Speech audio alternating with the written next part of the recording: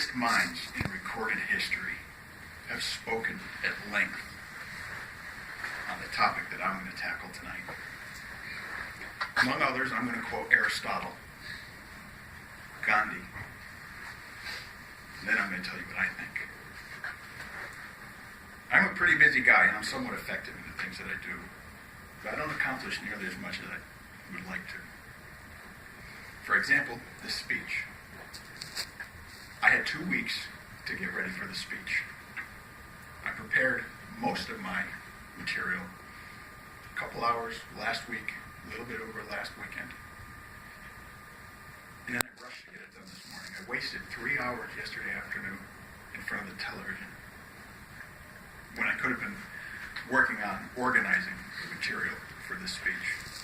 Needless to say, I have some bad habits. Aristotle said, "We are what we repeatedly do. Excellence, then, is an act. It's not an act, I'm sorry. It's not an act, it's a habit. I repeatedly do perform a morning routine every day. It consists of prayer, vitamins, bulletproof coffee, Bible reading, memorization, affirmations, journaling, writing some ideas, clearing my inbox, checking bank accounts, and meditating. Some of these things are non-negotiable. They're going to happen every day, rain or shine, sick, whatever. And some of them I'm still working on. On the other hand, for another example of bad habits, I repeatedly do have a cup of coffee when I get home from work in my recliner in front of the television. And it's not uncommon for me to be there until it's time to go to bed. Now, I could be reading or talking, but it's a waste of time.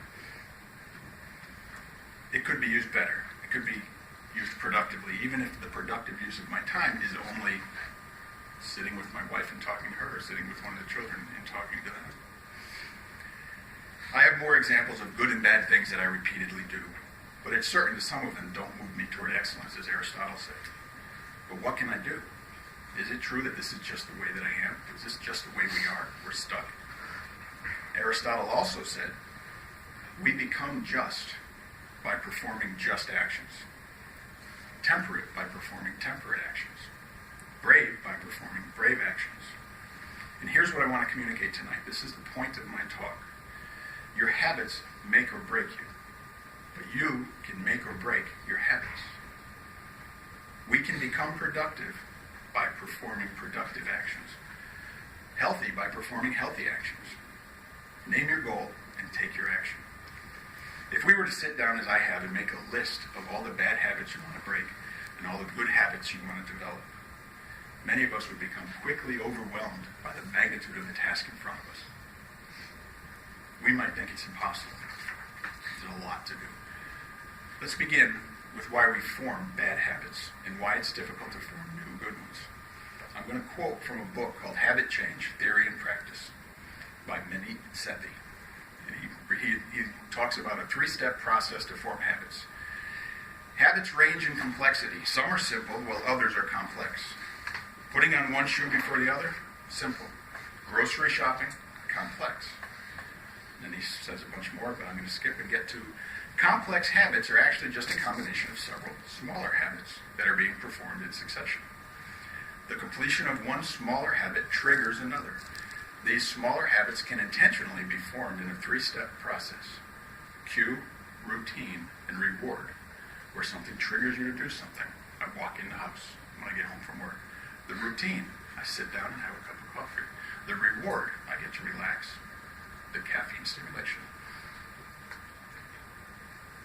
He says in a blog post that I read, if we can hack into, and this is my comment, if we can hack into this cue, routine, reward loop, we can break or make our habits. But this requires us to be aware of the things that are going on. We have to be mindful, and we have to notice when we're beginning to perform a habitual behavior. He said, at its core, a habit is simply a set of actions that has been automated. You don't expend energy thinking about it, you just do it. What if we could optimize the 40% of our lives spent on autopilot to be positive, productive habits rather than incidental or minor ones? One small choice made daily would lead to powerful, serious impact. I watched a TED Talk, if you're familiar with TED Talks. A gentleman named Matt Cutts, in a short talk, spoke about executing 30-day challenges, pointing out that small changes are sustainable. Trying to tackle the whole mountain in one shot is going to be difficult. Small changes are sustainable. He asked if you can think of a habit that you'd like to make or break, and select a small part of it and commit to doing that small thing for 30 days.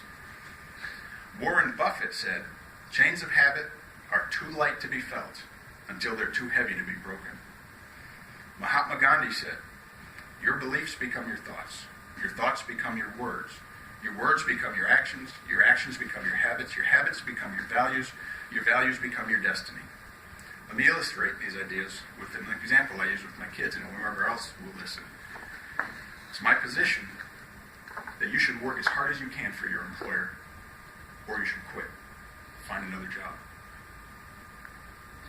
What do you believe about this? Do you believe perhaps you're not paid enough for all the stuff you're expected to do?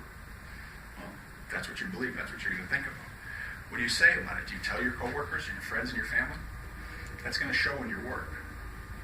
What do you do about it? Do you work as hard as you can, or just hard enough to stay out of trouble and avoid notice? That behavior is going to become second nature.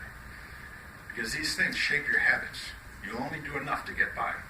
They'll shape your values, where you'll lose interest in your work and you'll become lazy. And they'll shape your destiny, because you'll find that nobody will ever pay you what you think you're worth.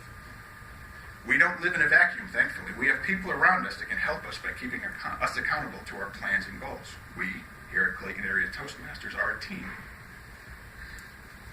and can help each other in our pursuits. Also, we can tell our family, friends, and coworkers what we're trying to do and ask them to remind us of the things we're working on. I learned this on my own. You might call me an autodidact in this subject. In conclusion, I want to reiterate how so much of what we do is done by thought, by habit. We, however, are mindful thinking people and want to optimize our lives while we make a positive impact in the world. Chinese philosopher Lao Tzu said, a journey of 1,000 miles begins with a single step. Once you take your first step today. Thank you.